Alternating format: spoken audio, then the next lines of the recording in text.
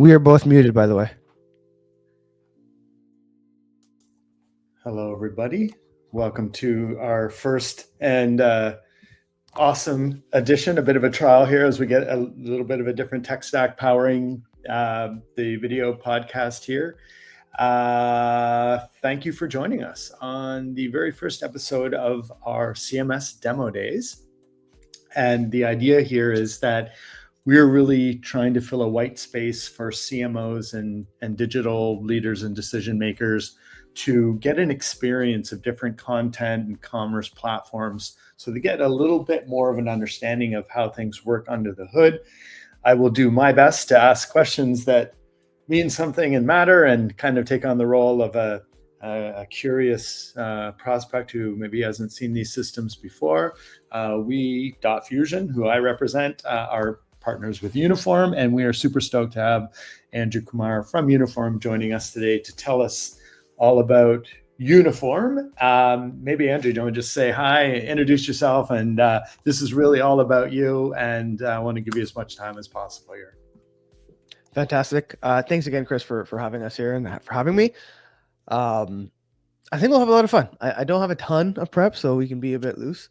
I have my standard, like, I'm Andrew, I support tech and ecosystem at Uniform. I've worked at a bunch of places in the CMS, personalization, integrations, API space for a while, and kind of navigated. I've been on the client customer side. I've been with agencies and SIs. I've been on the vendor platform side. And every time I wear a different hat, put my hat on, every time I wear a different hat, I come away with it with a slightly different scar tissue and lessons learned. So hopefully I can provide some good context today. Really awesome. So, okay, it's the best way for me to describe what Uniform is and does is it's essentially a composable DXP, I guess is a good way to call it. And there's kind of like multiple uses. You can either have it kind of as an overlay on whatever composable systems you're already using, or you can use it as a CMS as well. And I think you were showing me a slide earlier that kind of got my mind understanding how everything can fit together. But do you want to just kind of describe in maybe layman's terms first what Uniform is essentially? Yeah. So I'll start off kind of the at a glance. There are over 200 plus digital teams that are using Uniform to build those like award-winning sites, apps. And sometimes we're plugged into other systems. Sometimes we are the sole system of record, and we are the CMS and the personalization engine, and that full suite of DXP, and that's great as well. A lot of our customers tend to swing on the mid markets to enterprise, so they may have as little as 2 to 3 people powering and supporting the whole organization, up to like 2 or 3 engineering squads, or up to 30 engineering squads. It really depends on the scale and size of the organization. But it does vary. We are globally distributed across 10 locations. This number is probably wildly inaccurate. This 8 billion experiences per month. Every time we have like a Cyber Monday, Black Friday, Cyber Monday, it doubles. And then I got to go back and look at the logs and see where we're at. We have a lot of partners, but partners as both technology and agency. The bulk majority of it is technology, right? Like we do integrate with, we have a lot, almost 75 plus out of the box connectors. So we do integrate with a lot of different things. We cluster in a few different industries, and I'll go deeper on 4 specific industries of where we've seen a lot of our customer clustering, and we're funded. Now, coming back to your original question, this is kind of where we see positioning Uniform and how we differentiate and how folks are referring to us in market. Is this term 4th generation CMS or 4th generation DXP, and it started way back in the day. We had things like front page, and very web channel centric, very technical focused. I'd say early days of Drupal and early days of WordPress would also fit into the CMS for web 1.0, 2.0. Then the DXP suites in the enterprise really started to take flight. This is where the Acquias, the Adobe Experience Managers, the Sitecores of the world, they become much more business user focused, but they lost some of the developers along the way, and implementations became very large and very slow. And I used to work at a large systems integrator, and we would look at projects in this DXP suite area, and the spreadsheet would be thousands of lines of items in a project plan to accomplish, and it'd be a minimum 18-month implementation, right? It just wasn't very agile. And that ushered in this next wave of the headless CMSs that were also kind of code heavy, but incredibly like light and nimble and didn't have too many features for the business user. So the developer could move with tremendous speed. And this is where we're starting to see this fourth generation where the DXP suites are decomposing themselves to regain that developer trust, but also improve speed, agility, timelines, costs. And then the headless players are adding in visual tooling for non-technical audiences, and they're improving and evolving their integration landscape into this kind of fourth generation. Uniform, young company. We have a lot of like our founders and a lot of our team is from Sitecore, so a lot of heavy hitters with a lot of expertise there. Head of product, myself, and a bunch of alumni from Contentful. So we kind of, we have expertise in scar tissue from up here and expertise in scar tissue from down here. Being a young company, we try to bring all those lessons learned to build this fourth generation CMS DXP. Does that help? Lay of the land? Oh, sorry, Chris, you're on mute. I think my air conditioner just kicked in a bit heavy there. Yeah, so awesome. Starting point for us in a conversation with the digital decision makers and their authors is, well, like, what does it look like under the hood? What's the experience? What's a day in the life of someone who's authoring or connecting content together? You want to flip the hood open and before we jump there, do you mind if I do a little bit of a preamble of like why? You got it. I just don't want to miss out on a whole bunch of digging in there. But you take the lead and share what you think is important here for sure. So the first thing I'm just going to quickly flash some logos on screen and really focus on the trends, right? What we're seeing coming from Uniform, what we're seeing is a bunch of shifts and a bunch of trends. If you're coming from a legacy DXP, there's a lot of movement from on-prem to cloud. There's a lot of movement. Like a lot of customers have been headless or used some sort of headless CMS for the last 6-7 years, and they just need more flexibility. They need to move away from code and going back to a developer for everything and going into this visual configuration. This part is also quite interesting, right? There's a lot more demands on customer experience delivery, which means the CFOs and CMOs need to shift the budget from license fees to more project work. Really good time to be on the agency side as the shift happens because you rebalance the budgets. But we're seeing this happen quite often of, okay, I have this heavy duty license. It's going to cloud. It's going to blow up and be super expensive. I need more nimbler, lighter, cost-effective solutions. So these are the trends that we're observing. Now, part of it is, they want to future-proof our customers, CMOs. They want to future-proof and not get locked into a certain way. Everyone wants this lightning fast, modern, award-winning customer experience. The maintenance and license fees having a reduction, so no more upgrades, right? Like stop paying for upgrades. I don't understand how that's still a thing. And then this is really, the day in the life. We're going to get in the day of the life. We use the term web producer, sometimes experience architect. It's someone who is technical but doesn't write code. And I want to make that clear because there's always this like, oh, even non-technical people can use it. It's like, that's not the reality. You need some expertise to know what you're putting on the page. Otherwise, you get like a Word document with yellow and red and orange, and it just looks like a mess. You still need some brains behind it, but you don't have to write code. And that's really, we're seeing this term web producer. Our customers will have armies of web producers supported by developers, but like it's kind of a new thing that's happening. So that's cool. We tend to have some good traction in insurance, banking, and finance. If I switch over to travel and hospitality, it's the same trends. It's the same why. It's just a slightly different collection of logos.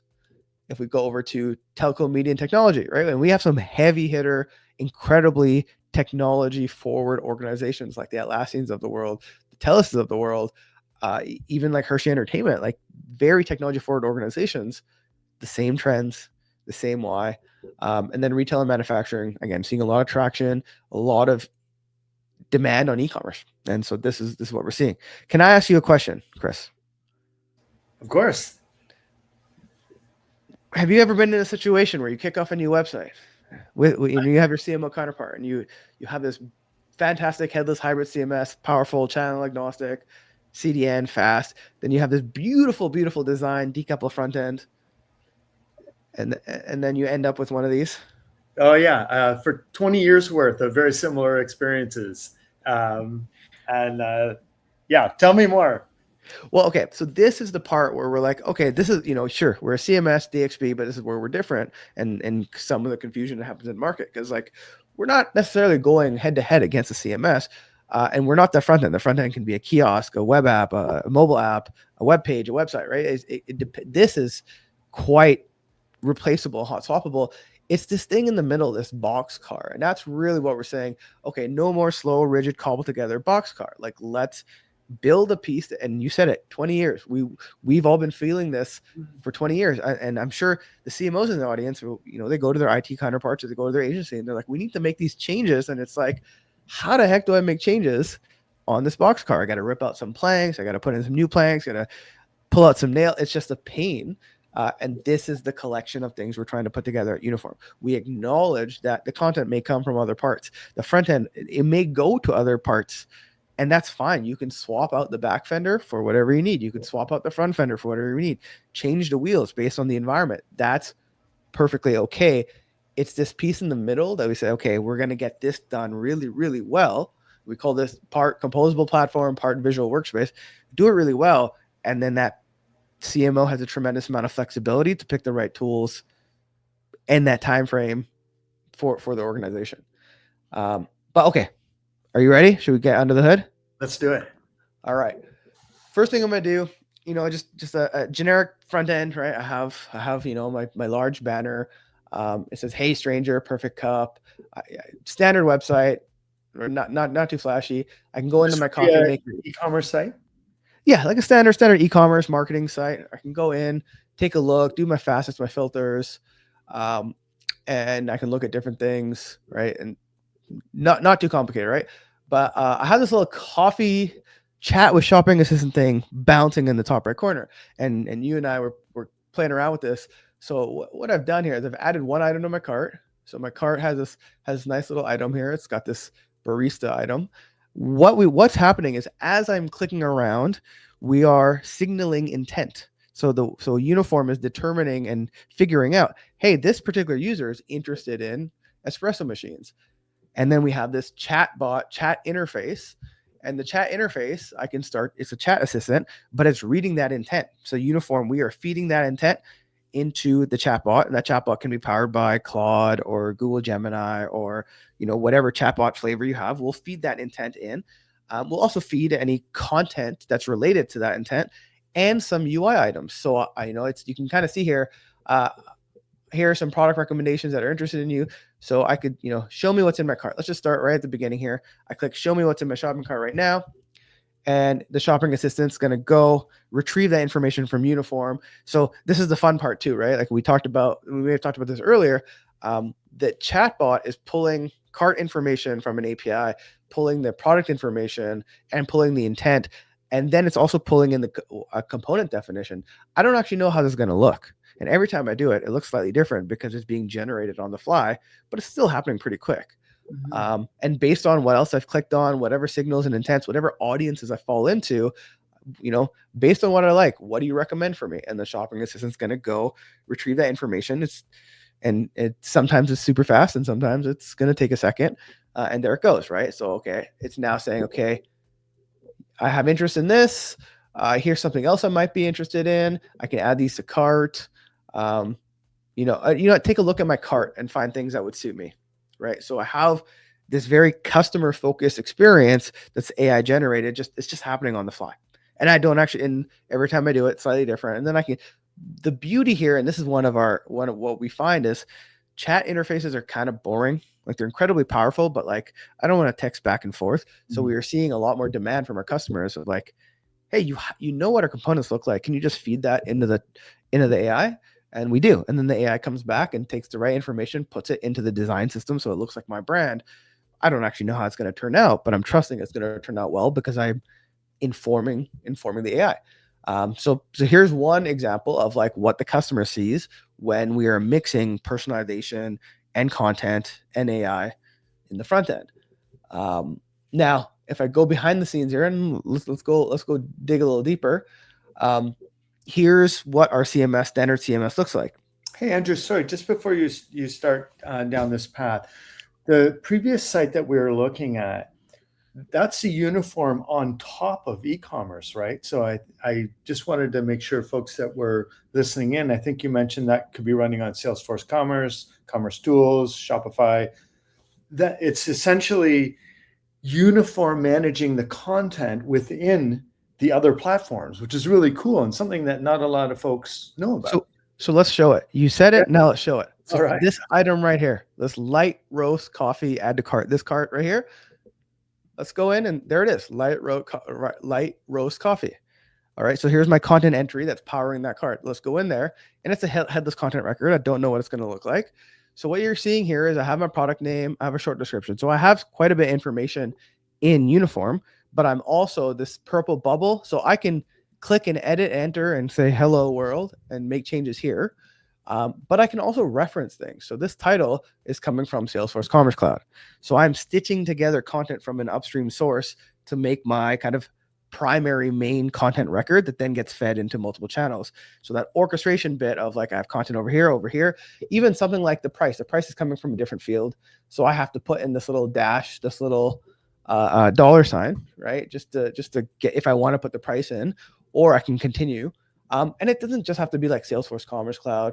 In this instance, I think, let's go add new. I can go get stuff out of articles, out of Contentful, product catalog items out of Salesforce Commerce Cloud. I have some stuff in Sitecore. I got a bunch of stuff in uniform, right? So I can pick and mix and match my data sources to create a uniform content entry. And this uniform content entry, I can now remix. So I can take this and say, oh, you know what? I can make an edit and ask the AI to generate a new fun title for me. I could also go in and say, okay, personalize it for a given audience. It's going to go because we have all the audiences because we're doing the personalization. Personalize it for a coffee aficionado, hit generate. It's now going to go get that content from there, remix it, make me a nice title. I hit accept, and now I've now remixed content, some of it coming from Salesforce, some of it coming from Uniform, and I've now created a new variation, a new entry. Now, that content card, right? Like we showed it there. There it is in the content card. Here it is in the headless CMS. I don't actually know what this is going to do to my site if I hit and save that. So we got to preview it. So if I hit this preview button, it's going to open up the full product details page, so I can see, hey, I just made a change, what that change is going to look like. So you can see it didn't reflect the change there, right? Because that's. But if I bet if I change the title of the record to the product name and hit save. Okay, so let's give it a second. Now let's go preview it. Now let's see what happens. Oh, maybe I have to refresh. There we go. There it is. Boom, right? So now I can see, oh, this is what that change looks like on the product details page. That's great. But this is a headless content management system, a headless content record. Where else am I using this content? Over here, it was in this card view in the chat widget. Let's go take a look. So I have the ability to check my usages. So here's all the different places where this particular product is being used. So let's go take a look at this summer campaign. Was it being used there? Let's take a look. Preview. Aha. So you can kind of see here, right? It's not pulling, it's not updating there. So that's good. Okay. So it's only changing the title on the PDP page. That's good. I don't, it may not fit the spacing there. Let's go check this other campaign here. So I can quickly check and see what did I break or did I not break anything, and it'll be okay, right? So I have some flexibility to make sure I'm not breaking too many things all at once. So that's kind of the pro and con of, hey, I can see if it's making huge changes or small changes. So and here's that item again. Oh, but this time it's pulling directly out of Salesforce, right? So I have ability to override it or not override it. So I have some capabilities there. But this preview and reference is really quite powerful because I can now use the same piece of content and see how it impacts or implements or makes changes across multiple different areas of my site. Very cool. And I understand that Uniform can be used just as a CMS. Yep. And much in the same way you've been demonstrating right now. Is there what's the process involved in kind of updating some standard content that isn't connected to Salesforce, let's say? Or I think one of the superpowers of Uniform is all of the testing and personalization as well. Maybe you can get into that a little bit. Yeah, so let's go in. So we've been talking about content, headless content, but let's get out of the CMS part. Let's get into the web page and experience part. So I'll go into my homepage here, and it's going to open up my homepage, and this is where it gets a lot more visual. Right, we were seeing. If I close this guy out, this is this homepage. Let's go back to my home. So this part right here. So let's take a look. This is how it looks like in uniform. I have a bunch of stuff going on here. The first thing is like I have this hero personalization kind of container, and here's my default experience, and it's being targeted. It's my default. But if I know that person falls into an audience and they're coffee aficionado, I can show them a different experience, and that's as simple as just swapping out the audience and applying new content for them. But let's have some fun here, right? So what I can also do is we talk about AI and AI augmenting different jobs to be done. I click Ask Scout, and it's gonna pre-prompt me. I'm gonna move this guy into a full screen mode here, and it's gonna show me some of the previous prompts I've done in the past. So if I just want to say, okay, what's conversion looks like on this page, right? How well is this page converting? I ask the bot. The bot goes to the analytics that we have on site, and it will say, okay, you're getting this much visits, this conversion rate. Here's your median conversion rate. Here's your audience breakdown. Traffic is strong, conversion is not, right? And then do you want me to personalize? Okay, set up an A/B test, personalized membership. I don't want to click that. It's going to go apply that, and I don't want to mess about right now. Yet we'll go do that in a second. So that's one kind of, okay, I'm now asking an agent for support on conversion rates. I can also ask about SEO and Open Graph. So it's going to show me, here's how stuff looks like in Facebook. So I asked it run an Open Graph preview, and it gives me a nice preview of what the page looks like in Facebook. Here's what's going to look like on LinkedIn, on X. So, slight variations on Slack, right? So it shows a little bit. I can click view all previews, and now I can kind of see what it looks like across the different social platforms. So want to make sure that all those cards are done right. I can run SEO checks. And when I run an SEO check, it's going to give me some improvements. And then it says, do you want help? I can click help refining keywords. It's going to go start populating my meta tags, my meta descriptions. And then this one I added just this morning, where it's like, all right, because I didn't actually know what would happen. So I'm like, all right, optimize this experience for LLMs, agentic SEO, generative engines, geo. And it basically said, okay, great question. Here's how we optimize this experience. Here's 5 high impact recommendations. And then one of the recommendations is add a Q&A section or use semantic headings. So I can go and add in new content, add in sections to optimize the page for that experience. So I'm going to shrink that away and put that on the side. So now I'm going to pass the ball to you, Chris. What do you want to do? I think I'd like to see how do you get the AI to do that? So it gives you a recommendation. Then what? Okay, let's start a new chat. Give me a prompt. What should I ask the AI to do? What's top of mind? I want this page to rank higher than my competitors. Tall order. All right, love the ambition to help this page rank higher than competitors. Here are 5 impact SEO. Okay. All right, optimize metadata, use keywords, improve. Now the fun part is like review. Let's go review or identify best keywords to target. You want to do that? Yeah, let's do that. Let's start actioning some stuff here. Great call. All right, so I need some context. What is this page about? So this is a home page. Who's my main competitor is Dotfusion. Oh my, we do make a mean coffee. Sorry? We do make a mean coffee. And what is the target audience? Mean coffee lovers. Oh, okay. Yes. So this is where the agentic AI, so it's augmenting or supporting a job to be done. Assuming Dotfusion is a competitor in the coffee or cafe space. Here's some high potential keywords, how to use these keywords, next steps. Would you like me to review your current homepage and suggest where to add it? Let's do it, right? So now this is where it starts to get fun because the agents will go and apply the changes as but it's very much human in the loop. Yeah. So it's now rewriting my title, my description, my keywords. It's gonna that's injecting that right into the component. Not yet. It's telling me. It's telling me what it's gonna do, and then it's gonna ask me for approval. Cool. The moment I say go, it's going to start doing it, and it'll start making changes on the page. Okay. Okay, so let's click help update metadata. And so this is gonna here, let it go for a bit, and then we'll go review the metadata to make sure. But again, nothing's gonna go live until I hit publish. But that's that's kind of the thing. So like this is Scout. Scout's just gonna go take this on for us. And like we haven't even gotten to the generative stuff. This is just optimizing and agentic. And this is actually, while that's running, I want to kind of flip onto this section here. There are different types of AI. We didn't get into the MCP server or the developer acceleration stuff.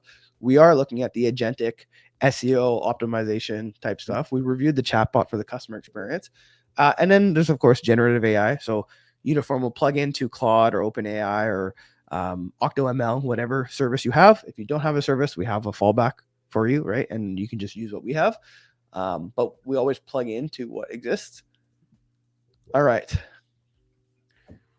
Now it's gone, and these changes will help search engines. Okay, so it's applied the changes. So before we get too far ahead of ourselves, let's go take a look. So I'm gonna go here. I'm gonna go to where's my content? There it is. All right. So there's my metadata that the AI just injected based on our prompt. That's right. Specialty coffee, artisan beans, premium coffee. Right. So it's done that. Page description, page keywords, right? And then here's some more stuff. So right there, like that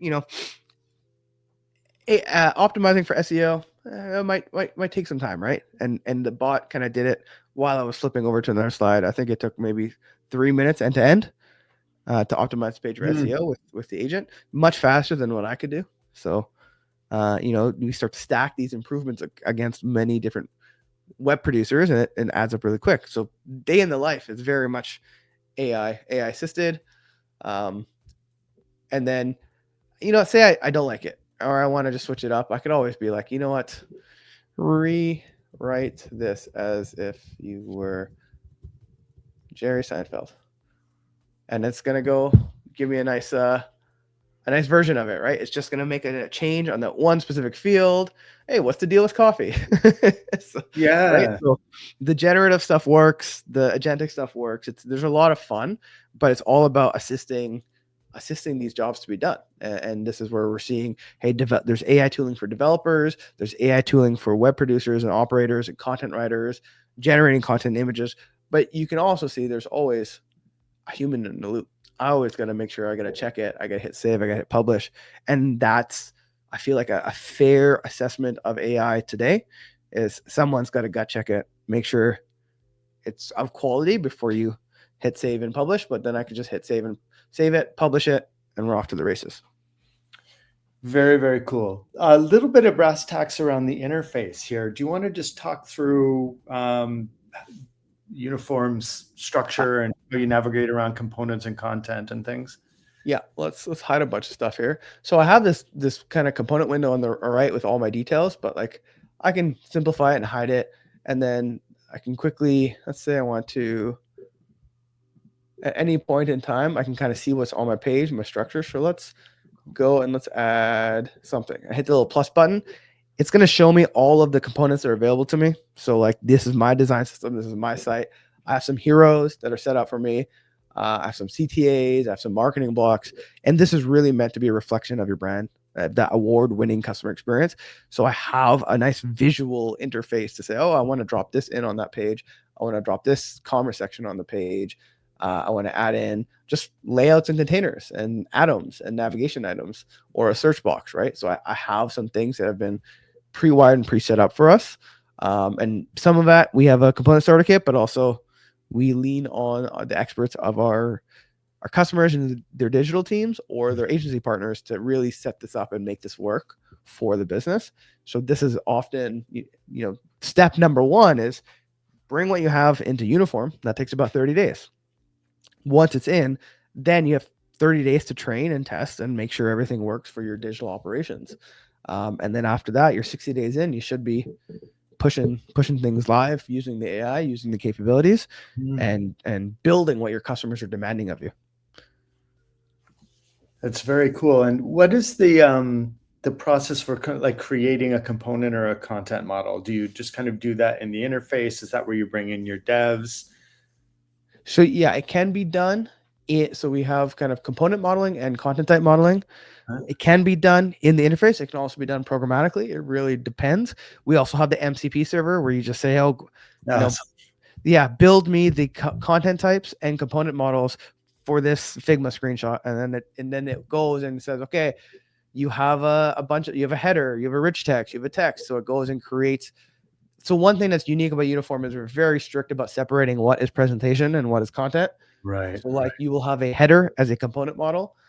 Now in that header, you might put in a bunch of different things, like you might put in different articles, authors, agents, brands, products, so you can reuse the same header component no matter what the content is. And that's another kind of key lesson learned coming from the DXP and headless world is the moment you start to mash up design and content, it reduces the reusability across both. And that's why we have this, clean, strict separation. But the moment our customers implement it in 2 steps, the component reuse goes up and the content reuse goes up. It's like how I showed this content entry and how it can be reused across multiple pages, multiple campaigns, and multiple other entries, right? Even though I'm reusing the content over and over and over again, it's because of that clean separation. Very cool. Wow, time goes by very quickly when you're jamming on this kind of stuff. Just before we go, though, what's the future? What do you see as far as trends go for Uniform? So, what we're seeing a lot of cool things happen. Where like the V0s, the Lovables of the world, they are making themselves headless, right? And I don't think it's beyond the realm of possibility. Where I have this, where did it go? I have this bot. Here, let me go back to my homepage. Right, you know how I had the little chat bot in the right hand side? It's not outside the realm of possibility that this chat bot that I have now put in the right hand side, in the right bar, or in a full screen. We have 2 bots that live side by side, and one of them will be our Scout. This is our agentic AI, but we may have a V0 bot that's like, okay, add a component with 3 carousels somewhere on the page. I don't have that component. Can you build it for me? And that's the pluggable approach. It could be V0, it could be Lovable, it could be Bolt on You, it could be many of different tools. And I think that's going to come. Right now, the MCP, like we live in 2 different tabs, but come bring that into one tab, into a cohesive experience. I think that's cool, and it's not outside the realm of possibility. Right now, if I already have the component, like if say I kind of showed, I have this big library of things. So I have this list of components. So Scout will pick up on this component library and drop in articles. So I can say drop articles in the page, and it's going to be like, where? What are you talking about? Give me more context. But it will figure that out, right? So, yeah, or maybe it won't. Maybe we've hit our limitation of pushing it to its end here. No, but I really think that is the future. I was just chatting with a friend, and we're trying to work out a solution, thinking big picture and down the road. How can a customer come to us with a load of brand content and say, I want this to turn into a website? Yep. Have the LLMs go sort it all out, ask a bunch of questions, and just go, do you know what? Here you go. We're going to push this up and publish it. And what do you think? Give me some nuance to change it up. And voila. Immediately, we're trying to solve for unstructured content migration, which like is just, you're kind of solving that right now, where you can just say, take this content and choose the right component and add it to the site or the page. Actually, I actually think if you gave me like a Word doc, I could create a new page and paste in all the content of the page and say, can you wire something up for me? And through a few iterative prompts back and forth, it'll give me a nice semblance of a page. That'd be a cool thing to test out. Of course, we did not prep that. So next time. Next time, I can't wait. We're just a bit over time here. Thanks to everyone who made a moment to join in during their middle of the Thursday, and folks who are watching this later on. Andrew, super stoked and a pleasure seeing you in Montreal at CMS Experts next week. Great product and super stoked to be a partner of yours. Have a great day. Thank you very much, sir. Thanks for having us. Hope we kick this off with a bang. Woo-woo. Okay. Peace, man. Cheers. Bye.